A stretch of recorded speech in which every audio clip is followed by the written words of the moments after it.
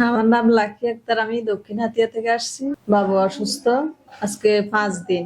এখন এর জ্বর, কাশি, বমি, তারপরে হাসি, এগুলার সমস্যার কারণে নোয়াখালী সরকারি মেডিকেল থেকে এখানে রিলিজ করে দিছে। হ্যাঁ, হাতিয়াতে হবে না, জীবন আলো হাসপাতালে আমার বাবুটা এখানে ডেলিভারি হয়েছে 5 মাস আগে। এখন বমি কমছে, কাশিও কমছে মোটামুটি।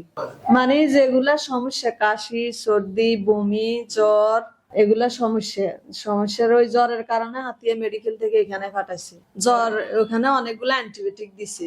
ওর বলতেছে এতগুলো অ্যান্টিবায়োটিক দেওয়ার পরে জ্বর যায় না, কমে না, ওরে নোয়াখালীর দিকে নিয়ে যান। আগে বমি ছিল প্রচুর, বমি কমছে, কাশিও হালকা কমছে, কাশি ছিল।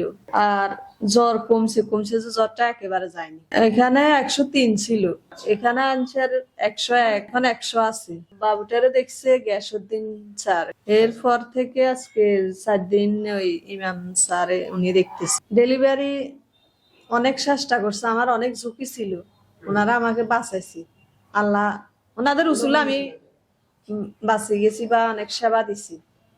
যারা এই সমস্ত রোগে ডেলিভারি আক্রান্ত আছে বা সমস্যা আছে, ওনারা আসতে পারেন, ভালো সেবা পাবেন, বা বাচ্চারা সুস্থ থাকবে, মা ও শিশু দুজনে সুস্থ থাকবে, ওদের উসুলে আল্লাহ ভালো রাখবে।